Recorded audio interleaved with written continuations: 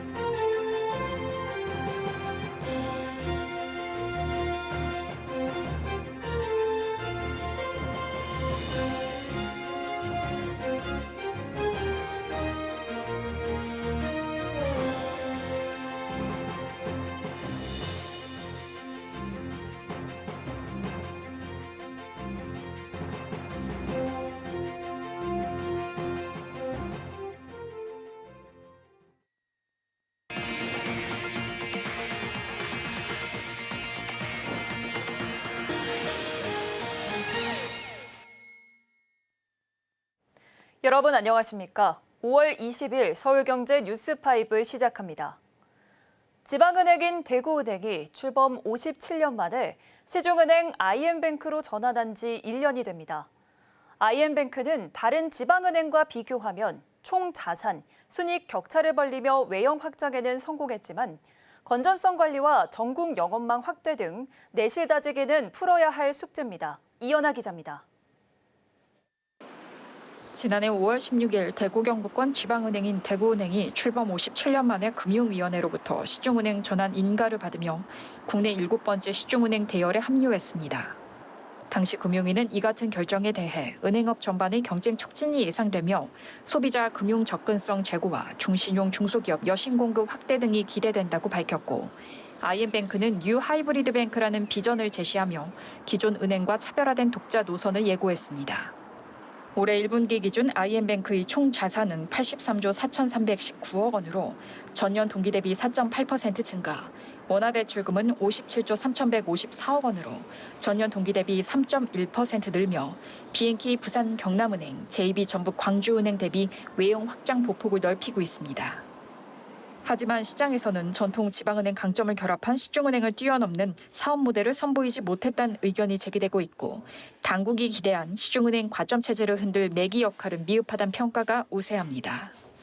무엇보다 건전성 관리와 영업망 확장에 발목이 잡힌 모양새입니다. IM뱅크 대출 연체율은 1분기 기준 1.09%로 전분기 대비 0.47%포인트 상승했습니다.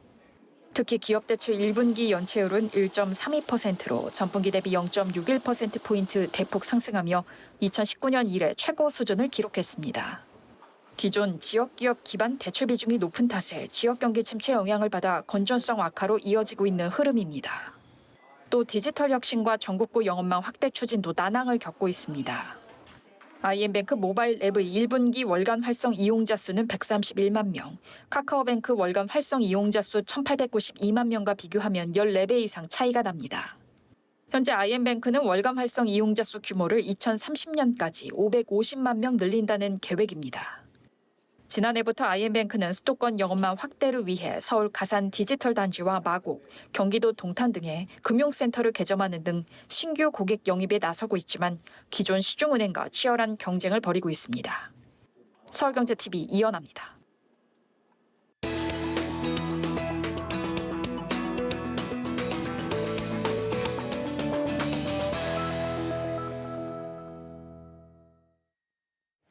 네, K뷰티 산업의 대표 주자로 불리는 콜마그룹이 창업주인 윤동환 회장의 자녀들 간의 경영권 다툼으로 시끄럽습니다.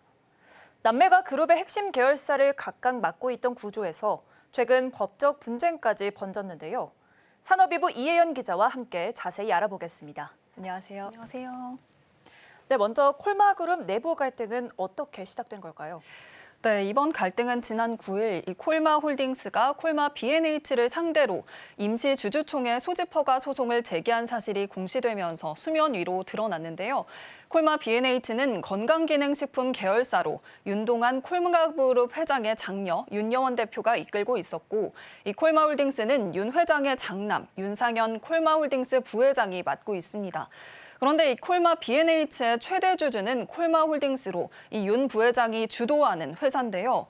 결국 소송의 핵심은 콜마홀딩스가 이사회에 진입해 윤여원 대표를 콜마 B&H 대표 자리에서 물러나게 하려는 의도라는 그런 분석이 나오고 있습니다. 네, 이런 법정 소송까지 할 정도로 콜마홀딩스가 콜마 B&H 경영에 개입하려는 배경은 뭘까요? 네, 이 콜마 B&H의 실적이 부진하기 때문이라는 게 이 콜마 홀딩스 측의 주장인데요. 실제 콜마 B&H의 매출은 지난 2020년 약 6,059억 원에서 2024년 6,156억 원으로 정체 상태를 보이고 있습니다. 영업이익의 경우에는 같은 기간 1,092억 원에서 246억 원으로 급감하는 등 상황은 더 안 좋은데요. 특히 올해 1분기 영업이익은 전년 동기 대비 62%나 줄어든 36억 원에 그쳤습니다. 이 윤 부회장은 부진한 성과가 장기간 이어진 만큼 경영 쇄신이 필요하다는 판단을 한 것으로 보이고요. 하지만 윤여원 콜마 B&H 대표는 이는 일시적인 부진일 뿐이라며 최근 본격 가동에 들어간 세종 3공장이 성과를 낼 것으로 기대된다고 반박하고 있습니다. 아직 경영 능력을 평가하기는 이르다는 겁니다. 네, 이번 갈등에서 창업주인 윤동환 회장이 직접 중재에 나서기도 했다고요? 네, 이 윤동환 회장은 지난 15일 열린 콜마그룹 35주년 기념식에서 윤상현 부회장이 저의 가족 경영에 대한 철학과 기존에 합의된 이 경영 승계 구조에 이견을 표한 것이라면서 두 사람은 서로 반목할 게 아니라 서로의 역할과 가치를 인정해야 한다, 이렇게 발언하면서 중재에 나섰는데요. 사실상 장녀 윤여원 대표에게 힘을 실어주는 분위기였습니다. 하지만 실제 지배 구조를 살펴보면 콜마 B&H에 대한 윤여원 대표의 영향력은 제한적인데요. 윤 회장은 이미 지난 2019년 남매에게 경영권 승계를 한 바 있습니다. 그 후 콜마 B&H의 최대 주주는 지분 44.63%를 보유한 콜마홀딩스가 됐고, 이 콜마홀딩스의 최대 주주는 지분 31.75%를 확보한 장남 윤상현 부회장이 되면서 이 콜마 B&H를 좌지우지할 수 있는 위치가 된 겁니다. 이 윤여원 대표의 콜마 B&H 지분은 7.78%에 불과해서 방어 수단이 부족한 상황입니다. 네, 그렇다면 윤동환 회장의 중재 노력이 통하지 않은 걸까요? 네, 윤 회장이 중재 의사를 밝혔는데도 콜마홀딩스 측은 상장사의 경영 판단은 이 혈연이 아닌 기업 가치 그리고 주주 이익을 기준으로 이루어져야 한다면서 강경한 태도를 보이면서 또 이 갈등이 쉽사리 해결되지 않는 모습인데요. 현재 상황으로 보면 콜마홀딩스의 콜마 B&H에 대한 이사회 장악과 또 대표 교체는 시간 문제다, 이런 분석도 나오고 있습니다. 콜마홀딩스가 주주총회를 통해서 이사회를 재구성하게 되면 이 윤 대표가 해임될 가능성도 있기 때문인데요. 다만 윤 회장의 중재와 여론, 또 내부 반발 등을 감안하면 시기를 조율하거나 또 명분 쌓기에 나설 수 있다는 분석도 나오고 있습니다. 네, 남매 간의 갈등이 단순한 감정 싸움을 넘어 그룹의 향후 경영 방향을 뒤흔들고 있다는 점에서 업계의 이목이 집중되고 있는데요. 경영권 분쟁이 장기화되지 않고 그룹의 미래 성장을 위한 건강한 변화로 이어질 수 있을지 지켜봐야겠습니다. 산업이부 이혜연 기자였습니다.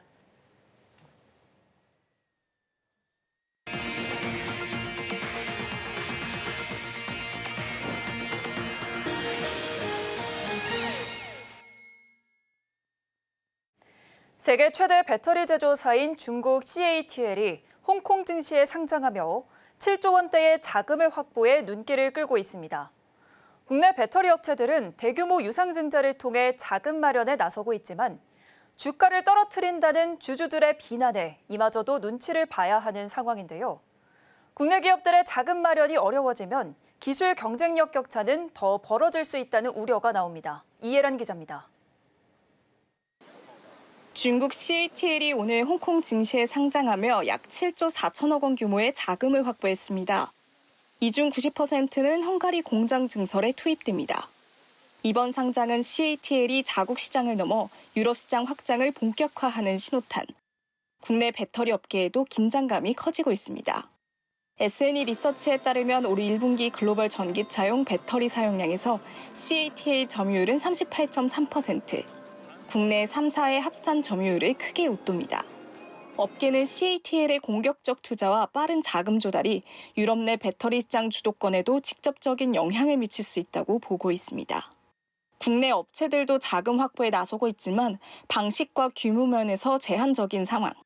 특히 현금 여력이 부족한 국내 배터리 업계는 차입금이 급증하며 재무 부담도 커지고 있습니다. 1분기 말 기준 국내 3사의 차입금은 약 49조 6천억 원으로 작년 말보다 7조 원 넘게 늘었습니다. 삼성 SDI는 지난 19일 주당 14만 원으로 유상증자 발행가를 확정하고 총 1조 6,500억 원 규모의 자금 조달 계획을 마무리했습니다. 이 자금은 미국 GM 합작법인 투자, 헝가리 공장 증설, 고성능 배터리 개발, 국내 전고체 배터리 라인 등에 투입될 예정입니다. 주가 하락을 우려하는 일부 주주들의 반발도 여전합니다. 앞서 포스코 퓨처엠도 1조 1천억 원 규모의 유상 증자에 나서면서 주주들의 문매를 받기도 했습니다.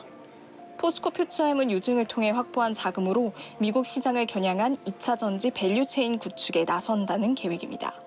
SK이온도 지난 13일 300억 원 규모의 사모채를 추가 발행하는 등 부채를 통해 단기 자금 확보에 다시 나선 상황. 글로벌 배터리 시장은 이미 치열한 전쟁터가 됐습니다. 업계에선 미래기술 확보를 위한 자금 마련에 계속 어려움을 겪을 경우 국내 배터리 기업들의 글로벌 경쟁력은 약화될 것으로 우려하고 있습니다. 서울경제TV 이예란입니다. 하나생명이 올해 1분기 별도 기준 실적으로 신한라이프에 밀리며 업계 4위권 밖으로 밀려났습니다. 투자 손익 급감에 이어 해외 사업 부진, 케로손보 적자까지 겹치면서 한화가 차남인 김동원 사장의 경영 능력에 대한 시장의 평가도 한층 더 냉정해지고 있습니다. 김도화 기자의 보도입니다. 한화생명이 올해 1분기 별도 기준 순이익 1,220억 원을 기록하며 업계 4위인 신한라이프에 밀렸습니다. 한화생명의 부진은 투자 손익 급감이 결정적이었습니다. 1분기 투자 손익은 450억 원으로 전년 대비 66% 급감했고 평가 및 처분 손익도 93.8%나 줄었습니다. SK증권은 이 같은 흐름을 반영해 한화생명의 목표 주가를 하향 조정했습니다. 한화생명 측은 견고한 보험이익에도 불구하고 글로벌 금융시장 변동성 확대로 순이익이 감소했다고 해명했지만 투자 손익 회복에는 시간이 필요하다는 평가가 나옵니다. 한화생명은 CSM 보유 잔액과 지급 여력 비율 킥스가 모두 하락하며 자본 건전성 관리에도 적신호가 켜졌습니다. 올해 1분기 킥스는 155%로 전분기 대비 8.7%포인트 하락했습니다. 이는 당국 권고치인 150%를 겨우 웃도는 수준입니다. 김동원 사장이 진두지휘하고 있는 해외 사업 역시 실적 부진이 이어지고 있습니다. 베트남과 인도네시아 법인의 당기순이익은 모두 전년 대비 감소했고 인도네시아 법인은 3년 연속 적자를 기록 중입니다. 여기에 금융당국은 한화저축은행 인수 과정의 법률적 검토 미흡 등을 지적하며 공개적으로 경고하고 나섰습니다. 김 사장이 주도했던 디지털 손해보험사 케로손보는 수년간 적자를 면치 못하다 최근 한화손보에 흡수 통합됐습니다. 업계에선 김 사장의 실패한 디지털 보험 실험이 3천억 원이 넘는 손실을 초래했다는 지적도 나옵니다. 실적과 사업 확장, 리스크 관리 세 축이 모두 흔들리면서 김동원 사장의 경영 능력에 대한 회의론이 고개를 들고 있습니다. 한화생명은 금융계열사 지배구조의 핵심 축이지만 김동원 사장의 지분은 0.03%에 불과합니다. 실질적 지배력이 약하다 보니 리더십 불안으로 이어지고 있습니다. 금융지주 전환 가능성까지 제기되는 상황에서 김동원 사장은 경영 능력을 입증해야 하는 부담이 커지고 있습니다. 서울경제TV 김도아입니다.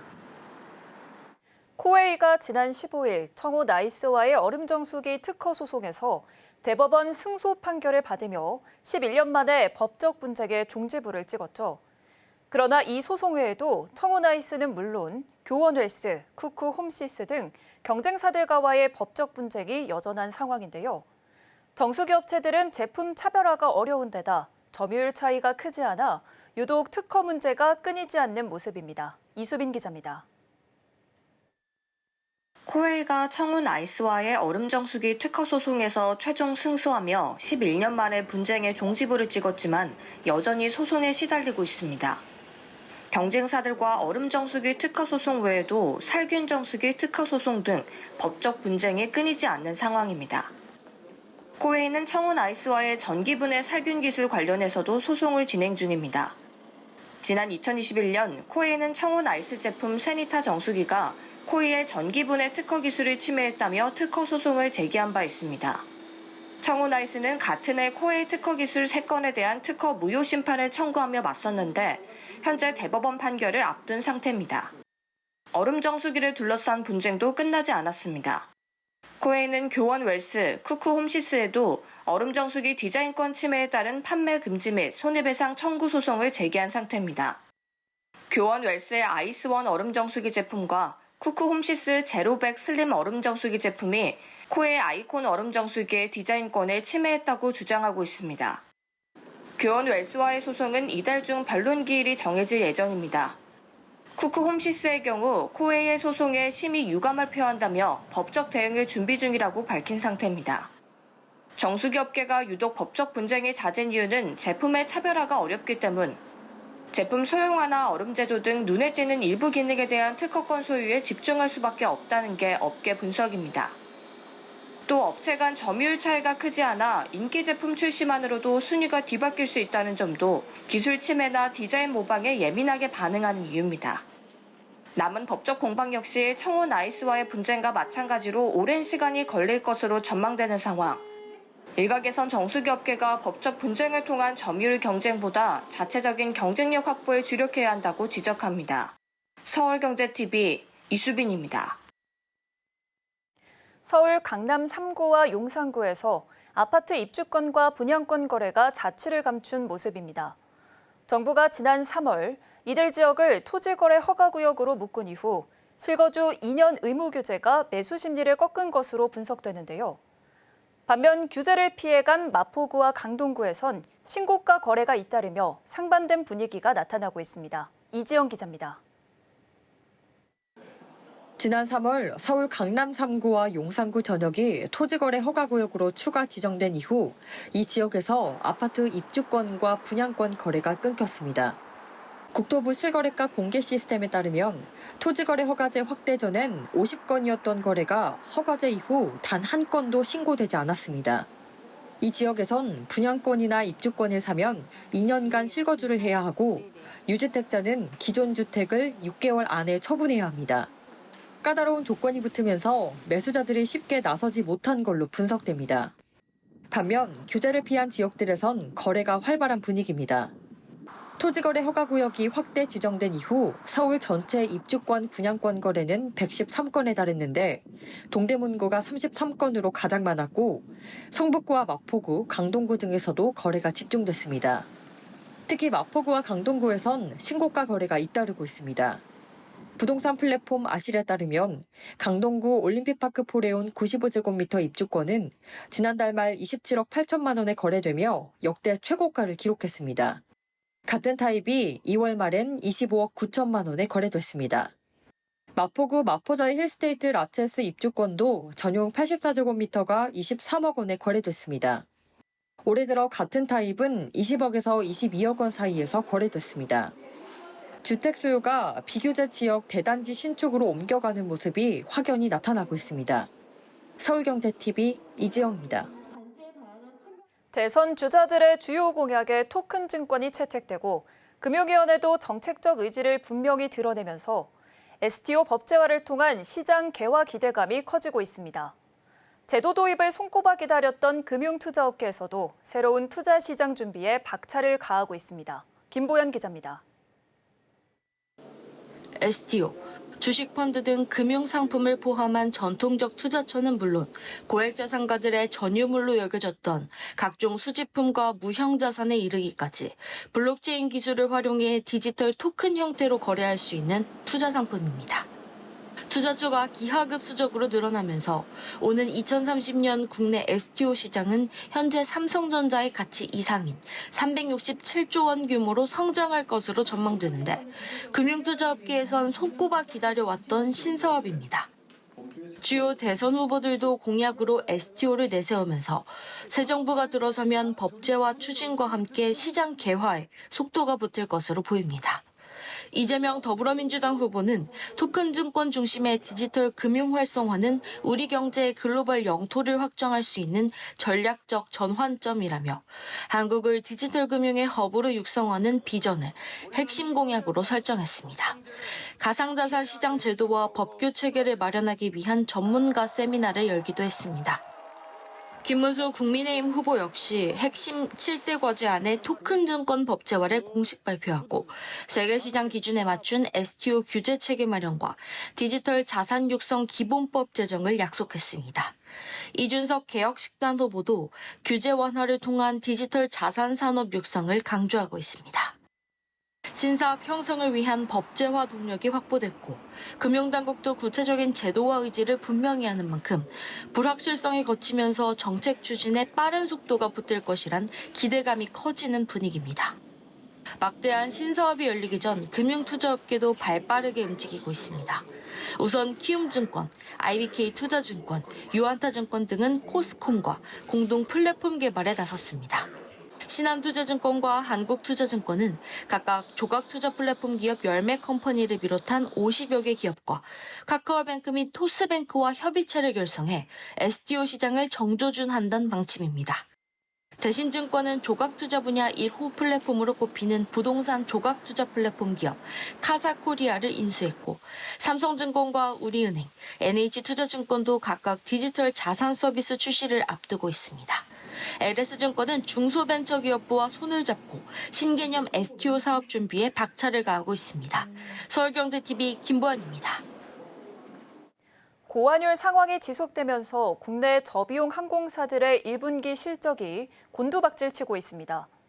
LCC들은 신규 노선 취향으로 하늘길을 넓히고 화물 사업 확대에 나서며 돌파구를 찾겠다는 전략입니다. 김효진 기자입니다. 고환율로 고전한 LCC들이 신규 노선 취향과 화물 사업 확대 등 돌파구 찾기에 나서고 있습니다. 올해 1분기 평균 원달러 환율은 1,452원. 국내 정치 불안과 미국발 관세 우려 등 복합적인 요인으로 외환 위기 이후 최고치를 기록했습니다. 고환율 영향은 항공업계 영업이익에 영향을 끼쳤습니다. 통상 항공기 임차료와 정비비, 유류비는 달러로 지불하기 때문. 특히 LCC의 경우 항공기를 보유하기보다 빌리는 비율이 많은 만큼 고환율 부담도 큽니다. LCC 중 규모가 가장 큰 제주항공은 1분기 연결 기준 매출 3,847억 원, 영업손실 326억 원을 기록했습니다. 지난해 말 무안공항 참사로 운항 편수를 14% 줄인 것도 1분기 실적에 영향을 미쳤습니다. LCC에서 유일하게 유럽 대륙에 취항하는 티웨이 항공은 1분기 매출 4,466억 원, 영업손실 355억 원을 기록했습니다. 고환율로 인한 지불 비용 증가, 신규 노선에 투입될 항공기 도입 비용과 부품 장비, 인력 확대 등 투자 비용이 증가했기 때문입니다. 제주항공은 다음 달 인천발 일본 하코다테, 싱가포르 노선을 신규 취항하고 후쿠오카 히로시마 노선, 부산발 도쿄 후쿠오카 노선을 확대하는 등 근거리 위주 노선을 강화해 나가고 있습니다. 티웨이 항공은 7월부터 국내 LCC 최초로 인천발 밴쿠버 노선에 신규 취항합니다. 밴쿠버에 투입되는 항공기의 벨리카고를 활용해 화물 사업도 확대해 나간다는 계획. 진에어는 인천발 이시가키 지마행과 칭타오행, 부산발 나고야, 울란바토르행 등 일본과 중국, 몽골 하늘길을 넓히며 통합 LCC 추진에 역량을 집중한다는 계획입니다. 서울경제TV 김효진입니다. 인터넷 전문은행 K뱅크가 세 번째 기업 공개 도전에 나섭니다. 투자은행 업계에 따르면 어제 K뱅크는 대형 증권사들을 대상으로 기업 공개 주관사 선정을 위한 입찰 제안 요청서를 발송했습니다. K뱅크는 주관사를 재구성하고 기업 공개 전략을 전면 재수정해 올해 안에 상장 예비심사 청구를 제출한다는 계획입니다. 앞서 K뱅크는 2022년 기업공개 예비심사를 통과했지만 시장 상황을 고려해 상장 계획을 철회했고 지난해 10월 기관 투자자 수요 예측에서 부진한 결과를 받으며 또다시 고배를 마신 바 있습니다. 이후 지난 3월 K뱅크 이사회는 기업공개 추진 결의로 세 번째 기업공개 도전을 공식화했고 펀더멘털 다지기와 외형 확장에 총력을 기울여 왔습니다. K뱅크는 재무적 투자자와 약속을 지키기 위해서 내년 7월까지 상장을 마쳐야 합니다. 이상으로 서울경제 뉴스5 마칩니다. 함께해 주신 여러분 고맙습니다.